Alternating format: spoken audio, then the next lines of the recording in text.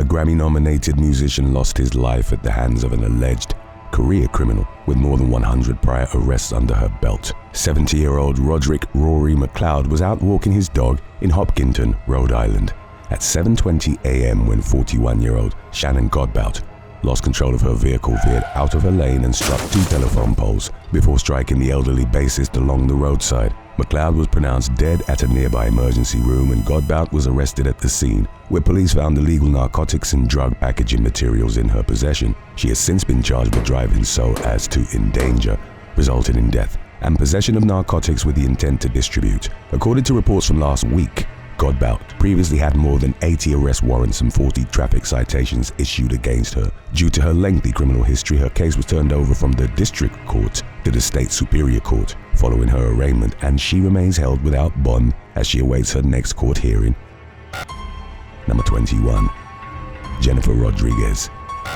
In what news outlets are describing as a cowardly act of violence, a Texas teenager stands accused of gunning down his ex-girlfriend's mother and siblings in cold blood. Officers found 39-year-old Jennifer Rodriguez and her two young children dead inside their Odessa home on Tuesday evening while responding to a report of shots fired at a luxury apartment complex. According to law enforcement, the accused shooter had a previous relationship with Rodriguez's teenage daughter. He initially planned to kill his ex-girlfriend outside their school before going to her family's apartment instead. While it's unclear whether the ex-girlfriend was present at the home at the time of the shooting, police revealed that she was not injured in the triple slaying. The alleged assassin fled the scene on foot and was captured less than an hour later. He's now facing multiple capital murder charges and remains held without bond at the Ector County Youth Center. Authorities have yet to disclose a suspected motive for the crime, which one law enforcement official described as a targeted attack with no gang affiliation.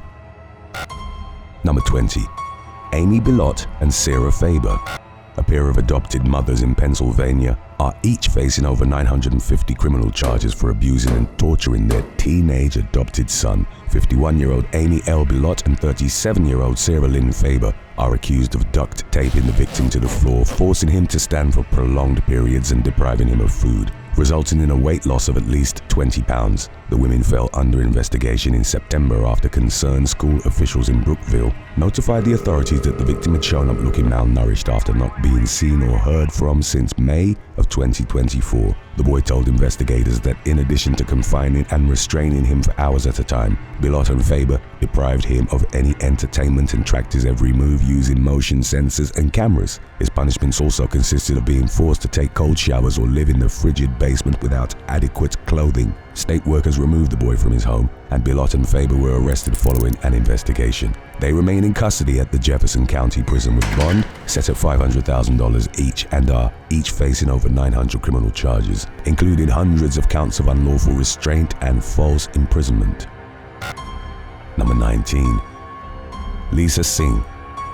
A so-called wannabe influencer has bigger things to worry about than her social media career following her recent arrest for behaving inappropriately toward her teenage son's friend. According to an arrest report that was recently obtained by the New York Post, 41-year-old Lisa Singh was nabbed on an outstanding arrest warrant after someone recognized her at an Applebee's restaurant in Jacksonville. The charges against her stem from an incident that took place months earlier when she flirted with the victim in front of several witnesses at her family's residence. Police say that after the witnesses left, Singh exposed her chest, touched the victim inappropriately, and complained about her husband's lack of bedroom skills. A report states that the victim only went along with Singh's advances because he felt extremely awkward and uncomfortable. Additionally, the victim accused Singh of threatening to harm him if he told anyone about her misconduct. She faces 2 felony counts of indecent, lewd, or lascivious touching of minors and is currently being detained in lieu of a $100,000 bond as she awaits her next court hearing, which is scheduled for December 21st. Number 18. Sherrone Moore. In a scandal that has steadily made national news headlines since last week, recently fired former University of Michigan football coach Sherrone Moore is now facing potential legal problems amid an ongoing investigation into his alleged misconduct. The college announced the married coach's dismissal on Wednesday, citing the uncovering of credible evidence of an inappropriate relationship with a staff member. Later that same day, Moore was arrested in Assailant and booked into the Washtenaw County Jail on suspicion of assault. Speaking to Fox 2 Detroit, journalist John U. Bacon revealed that the victim of the assault is the same person who Moore is accused of having an affair with. The incident reportedly took place at the woman's home after Moore was fired, and Moore was subsequently charged with felony third-degree home invasion, misdemeanor stalking in a domestic relationship, and misdemeanor breaking and entering. Moore was released on GPS monitoring after posting a $25,000 bond and is required to undergo mental health treatment amid the ongoing case. Number 17. Kristina Joksimovic. The slaying of 38-year-old Miss Switzerland finalist Kristina Joksimovic came one step closer to justice on Wednesday when officials announced that the victim's husband has been formally charged with her murder. Named only as Thomas in news reports, the 43-year-old suspect reportedly admitted to fatally strangling Joksimovic, who was found dismembered in her Billingen home in February of 2024. Joksimovic had been mutilated with a jigsaw, knife, and garden shears, and her womb had been removed from her body. Even more disturbingly, several of her body parts had been pureed in an industrial blender which contained flaps of skin and chunks of bone. Police were called to the scene by Joksimovic's father, who discovered his daughter's remains after noticing the woman's blonde hair sticking out of a garbage bag on the floor. According to authorities, Thomas claimed that he killed his wife in self-defense after she attacked him with a knife. But investigators uncovered no evidence of this being the case, with police noting in a report that Thomas displayed a remarkably high level of criminal energy, lack of empathy, and cold-bloodedness. Number 16. Pickleball death plunge.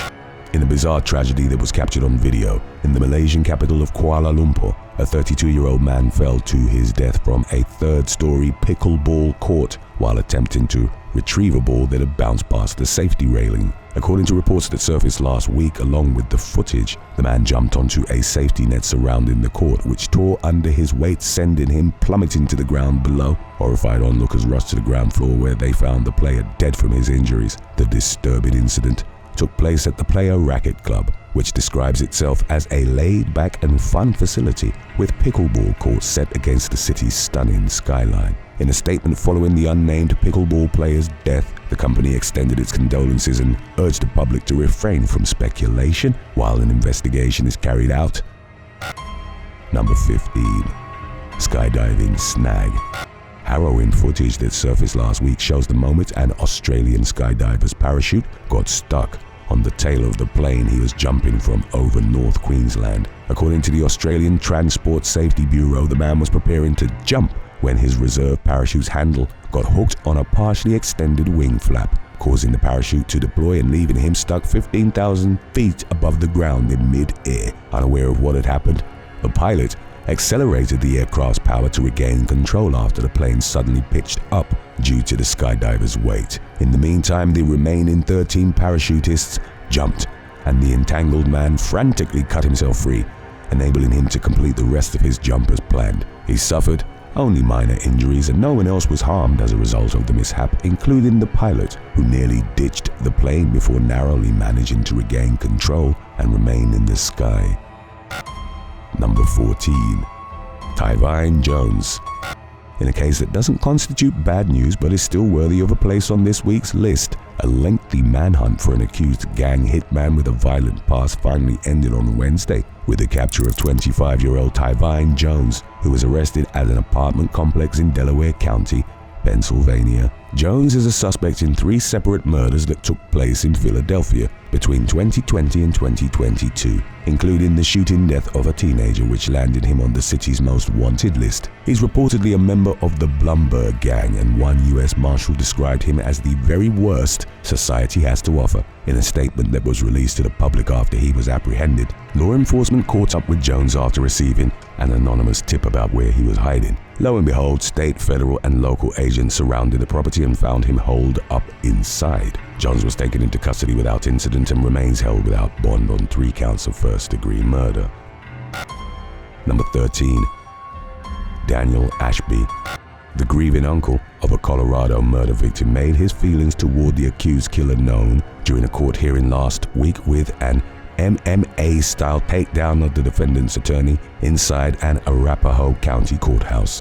36-year-old Daniel Ashby is facing a second-degree assault charge for attacking the lawyer representing 19-year-old Christopher Ramirez Rodriguez, who allegedly ran a red light and killed Ashby's preteen nephew in July. The attorney, H. Michael Steinberg, was knocked unconscious and suffered multiple spinal fractures after being body slammed onto the floor by Ahle, who approached him aggressively while trying to get to Ramirez Rodriguez. Ashby was arrested at the scene and is currently in custody with bond set at $75,000. His older brother, Michael, did not witness the incident but told CBS Colorado that emotions are running high amid the family's frustrations with the legal system. In an email to the news outlet on Tuesday, Steinberg said that he was in serious pain and had also suffered a shattered pelvis, and that he was scheduled to undergo surgery to repair some of the damage later in the week. Number 12. NYPD officer mugged by masked assailant in a shocking act of pre-dawn violence that took place early Thursday morning. An off-duty NYPD officer was robbed at knife point in Brooklyn's Williamsburg neighborhood. According to police, a masked assailant approached the 31-year-old victim at around 2:20 a.m. while brandishing a knife and stole the cop's phone, wallet, and car keys. The suspect fled the scene and remains at large, and the authorities are urging anyone with information to call the NYPD's Crime Stoppers hotline at 1-800-577-TIPS 8477. Number 11. Anthony Alva-Palafox. 8 high school track athletes were seriously injured during a training exercise in Anaheim, California, after an alleged drunk driver veered onto the sidewalk where they were running and mowed them down in broad daylight. The senseless tragedy took place on Wednesday afternoon while the athletes waited near a crosswalk on a busy street. Footage of the crash reportedly shows an orange Toyota Corolla passing through a green light before veering off the road, slamming into the runners and then crashing into a brick wall. The driver, 27-year-old Anthony Alva-Palafox, reportedly showed signs of intoxication at the scene and was arrested on suspicion of driving under the influence of both alcohol and drugs. He posted a $100,000 bond less than a day later and is currently free while authorities await the results of toxicology tests to determine his level of intoxication at the time of the crash. In the meantime, the students are recovering from their injuries. Out of the 7 victims who were hospitalized, 5 have been released. The investigation is ongoing and police have appealed to the public for information surrounding the case. Number 10. Eliotte Heinz. Answers have finally come in the mysterious death of a Wisconsin graduate student who unexplainably vanished after leaving a bar in La Crosse earlier this year. 22-year-old Eliotte Heinz was last seen near the Mississippi River waterfront at around 3:20 a.m. in late July, less than an hour after parting ways with her group. She was found dead in the river near Brownsville, Minnesota 4 days later, bringing a hopeful search to a heartbreaking end. A medical examiner's report that was released on Wednesday classified Heinz's death as an accidental drowning. According to the findings, Heinz had no drugs in her system but had a blood alcohol content of 0.193, which is more than twice the legal limit for driving in Minnesota. Her body bore no signs of trauma, further indicating that the young woman succumbed to an unfortunate and unforeseen tragedy and that no foul play was involved. Number 9. Andy Dick. Infamously troubled comedian Andy Dick has had his fair share of controversies in recent years, with the most recent among them taking place last week when he suffered an apparent drug overdose on a Hollywood sidewalk. The alarming incident took place in broad daylight last week, with bystander footage showing the 59-year-old slumped over and unresponsive while his friends tried desperately to revive him. By the time paramedics arrived at the scene, someone had administered a dose of the opioid-reversing drug Narcan, and Andy had regained consciousness. He reportedly declined medical treatment and spoke with TMZ later that night, telling the outlet that he was relieved to be okay while refusing to go into detail about what drug he had overdosed on or the circumstances surrounding the incident. The occurrence unfortunately comes as no surprise considering the comedian's lengthy battle with substance abuse and many run-ins with the law over the years, which includes previous arrests for felony burglary, battery, felony assault, and more. Number 8. Calvin Johnson. In today's Florida Man installment, A 36-year-old Volusia County resident provided law enforcement with a seemingly delusional excuse for stealing a BMW from Bicentennial Park in Ormond Beach last week. Calvin Johnson allegedly swiped the upscale vehicle while the owner was walking his dog, but the accused car thief didn't get very far before he lost control and crashed while going 130 miles per hour. Police body cam footage shows the moment officers came into contact with the bleeding suspect, who repeatedly insisted that he hadn't stolen the car but had been teleported into the vehicle. Johnson could also be heard mumbling incoherently while also stating that he was following X-Men's orders and saying, "You saved me from the aliens." He was taken to the hospital for treatment to his injuries and is facing 1 count each of grand theft of a motor vehicle and driving with a suspended, revoked, or cancelled license. Number 7. Jacob Bard. A physical altercation on the Kentucky State University campus ended in murder last week, resulting in the shooting death of 19-year-old student DeJohn Darrell Box Jr. of Indianapolis, while another victim was left critically injured. Officials have identified the accused culprit as 48-year-old Jacob Lee Bard of Evansville, Indiana, who is the father of 2 children enrolled at the school. Bard pleaded not guilty to murder and first-degree assault during his initial court appearance. Authorities have revealed few details surrounding the shooting, which they're describing as an isolated incident which does not put the community at risk. In the meantime, Bard's defense attorney Mark Hall insists that there's so much more to the story and that his client, whom he describes as a family man, has mitigating defenses, although Hall did not go into detail about the nature of Bard's alleged extenuating circumstances. Number 6. Randall Beallis. A wealthy Arkansas doctor is maintaining his innocence in the murders of his estranged wife, 40-year-old Charity Beallis, and their young twins, who were found shot to death inside the family's $7,600,000 mansion in Bonanza. According to reports from last week, Dr. Randall Beallis had previously been arrested for choking Charity. In March, he pleaded guilty and received a 1-year suspended sentence, and the former couple's final divorce hearing had just taken place in Sebastian County the day before the murdered bodies of Charity and the kids were discovered. Charity had sought full custody of the children, but Randall was granted joint custody during the proceeding. Back in August, Charity had spoken to local news outlet KSFM about her struggles, stating that she felt she was being treated like the criminal when, in reality, she was the victim. In an ominous twist, she also remarked that the lives of her young children were at stake and made several cryptic social media posts predicting her own death. Randall denied any wrongdoing through his attorney, who told Fox News that his client is cooperating fully with the ongoing investigation. Number 5. William Ahle. After attempting to depict himself as a hero who valiantly tried to rescue his elderly neighbor from a house fire, a New Jersey man has been charged with the senior citizen's murder. 70-year-old William Ahle was arrested in Union County on Wednesday for killing Virginia Cranwell in late July. Police responded to the scene after receiving a 911 call from Ahle, who reported seeing smoke coming from a second-story bedroom at Cranwell's residence while walking his dog at 1:30 a.m. He claimed that he entered the garage in an attempt to save Cranwell, but that he was pushed out of the home by the flames. It took firefighters just 20 minutes to extinguish the blaze before finding Cranwell unresponsive in her bedroom. Based on the findings of an investigation, authorities concluded that her death was the result of an intentional act. Ahle quickly rose to the top of the suspect list, despite suffering serious burns in his alleged attempt to rescue Cranwell, and he was arrested by a SWAT team at his home last week on suspicion of first-degree murder, first-degree felony murder, first-degree burglary, and second-degree aggravated arson. Number 4. Katerina Ivanovna Markiv.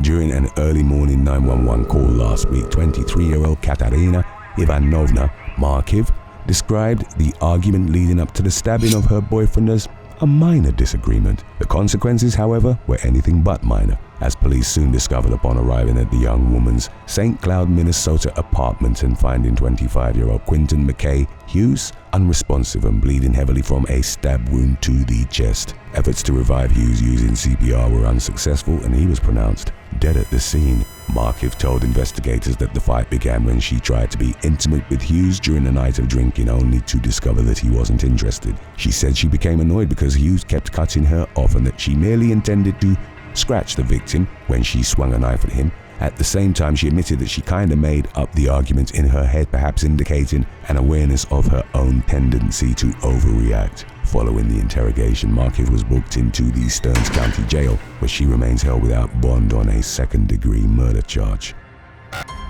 Number 3. Melquan Stewart.